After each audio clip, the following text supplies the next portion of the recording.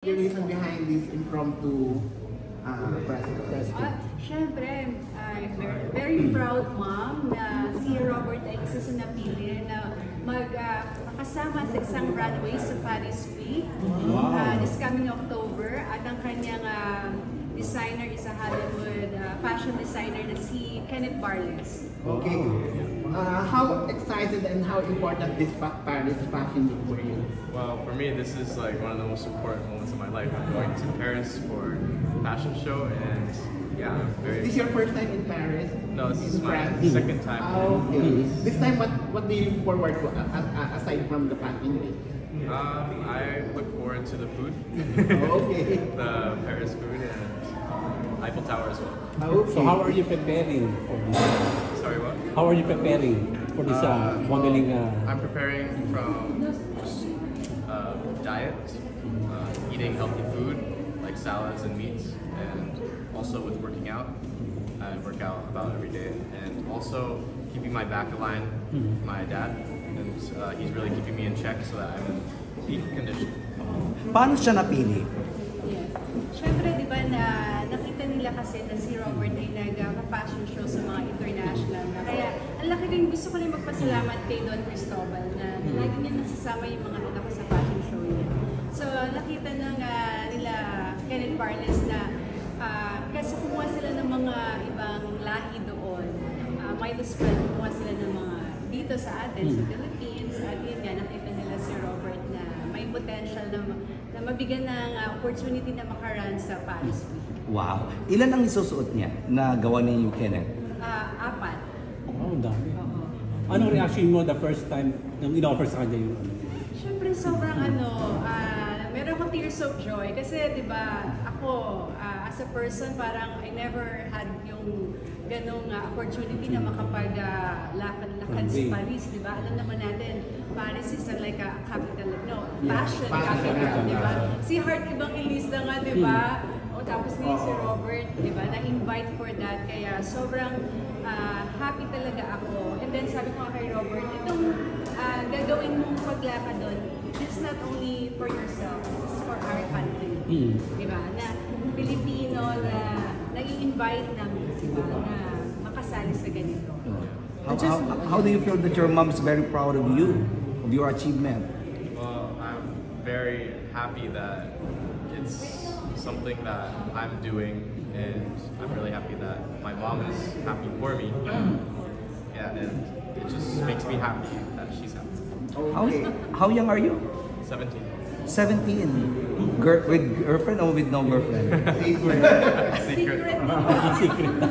We also Siyempre, heard. may mga crush na yan. We also heard that you're pursuing a career in chiropractic, is that right? Yes, ma'am. And what prompted you to follow the footsteps of your dad? So, I feel like from a very beginning, I always felt like I enjoyed helping others. And it's really, I don't know, it's a passion. And so I want to take that further into spreading words of good news and diagnosing people. And I just thought that with the company, the business my parents have already made for me, I want to take it a step further. So how long it will take to finish in the whole process? You're studying Around 6 to 7 years. Do you have male models you look up to? Male model that you have to you look up to? I'd say my dad. Yes, of course. Sino kasama niya sa Paris? Siyempre, sobrang excited namin kaming lahat. Kasama si Doc, saka yung aming si Ryan Drapes, yung gusto namin. At saka kasi, sila, wala silang school. Summer Break ngayon. Break. Saan siya nag-aaral ngayon? Sa Faith Academy. What grade? 12. 12. And so you're going to be in college already next year. Yes, What school in college and what What course? do you plan? muna daw, di ba? Secret muna yung Ako pag muna. nakabasa ka na. Yung course, biology po. Biology. Female. Yeah, Female. Kasi sa totoo lang, kaya siya busy na hindi siya makapag-showbiz talaga. Siya, gusto mo na daw niyang mag-focus dun sa exam kasi yung kanyang papasukan na college dito, eh talagang medyo higher yung standard nila. O, sabi niya, gusto ko munang makapasa and then after that waiver, that's the time. Ako sinabi na niya sa akin kanina. Sinabi niya. Siyempre. Yeah, why biology? Why biology? Why biology? Why not directly to a chiropractor course? Well, that is connected to chiropractic. It's human biology. Your father's already a #1 in the Philippines in chiropractic practice now. Why are you still going to study? We have a saying that experience is the best teacher. So why am I still going to study if my dad is already a chiropractor? Yes. Because in order for me to work, I need a license book. Siyempre, kailangan niya maging doktor. Yeah. What is your height? I'd say 6'1". Robert, you're still the reigning Mr. Teen International. Kailan, when is the next pageant and when are you turning over your crown? I'm pretty sure the pageant is yeah, it's this year. Mga ano din yan, like late October yan. And, Sa Singapore yata. for this time. and are you eyeing to join other competition? Not teen anymore. Or I'm of course willing to get more titles if the opportunity is there. and through your supportive mom. Hindi kasi sabi ko sa kanya, syempre later on, hindi ka na teen, di ba? Maganda yung Noble King din. Kasi Noble King yung mother. Kailan nga yung fashion week sa Paris? Sa October 4 po. Sa Ritz Hotel.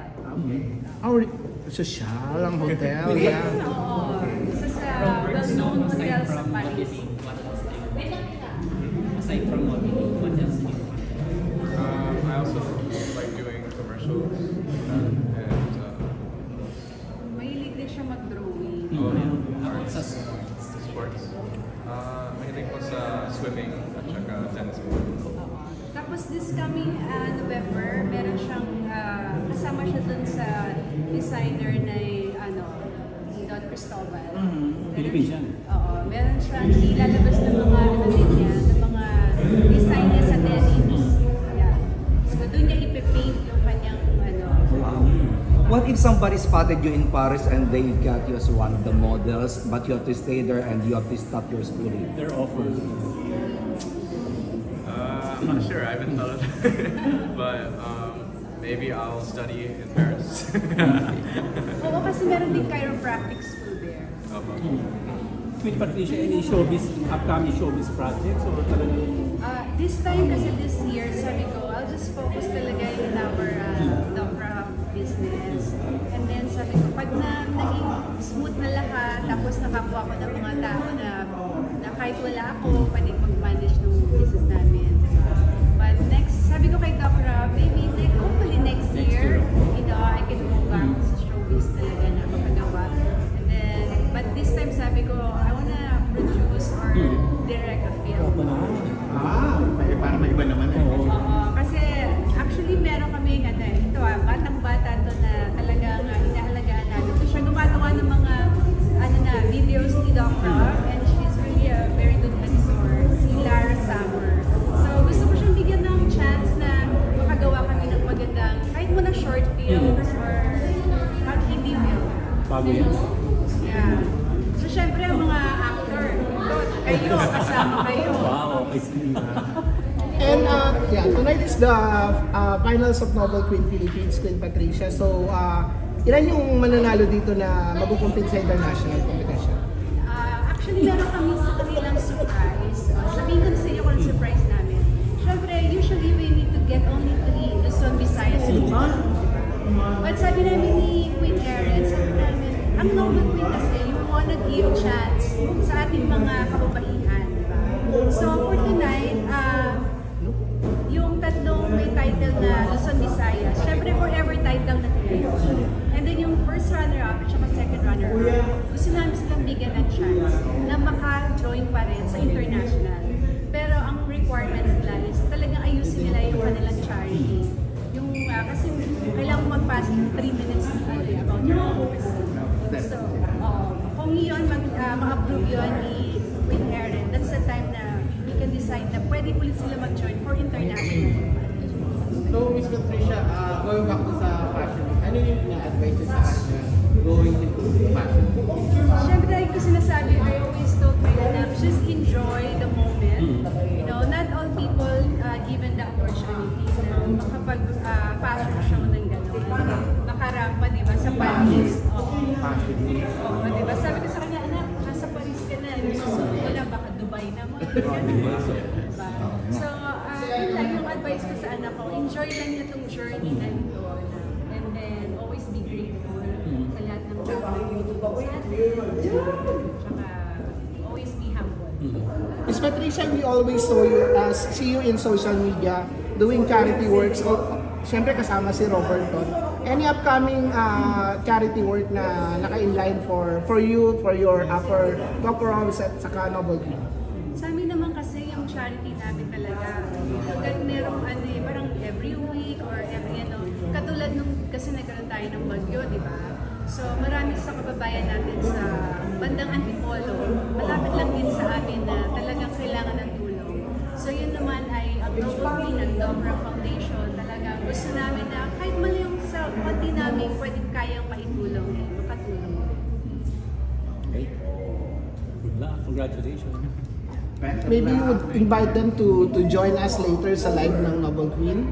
Yes, sa lahat ng mga viewers ni Ferdy, Eventology. sa Eventology. We're live. Yeah. Ayan, live kayo mamaya. Panoodin niyo po ang National Coronation Night ng Noble Queen of the Universe. Ayan. At maraming silang mga konting surprises para sa atin. Yung ba kay Robert, live din ba yung Paris Fashion Week? Mapapanood ba namin? Alam mo, siguro dapat i-live na, no? Sige. Share niya lang. Sige. Siya lang ba yung Pinoy na designer? I think so. Oo. Tapos kasi yung ibang mga kinuha na taga doon na eh. And then syempre ngayon, di ba, segue ko na rin ako, gusto ngayon ang sakit, di ba? Ang flu, ang ubo, lahat-lahat. At yung MPAX, di ba, kumakalat. Gusto lang po namin i-share how wonderful is this immune boost. Talaga pong nakakagusto ng immune system yung yan. So, Na-try na namin Proven yan, proven. Proven ba? proven po na talaga, it really help your body talaga na maging healthy at hindi lang po At nakaka-Elsa. at gaganda ka pa, diba? So, isa po namin pwede na po itong mabili sa Heyday, yan, sa Glorieta, and then syempre sa lahat ng branch ng Doc Rob at sa online po namin Doc Yung Rob. double sa pag-masakit ako. Meron kapag yung maintenance ko ng family. Ano na, vitamins? Thank you for watching. Thank you for the support, and I hope you guys see me in Paris, October 4th. Thank you. You're so guwapo. Merci beaucoup. O, diba? Ako talaga yung Ganda ng boses, no? Sobra. At saka bagay na bagay Bobo. sa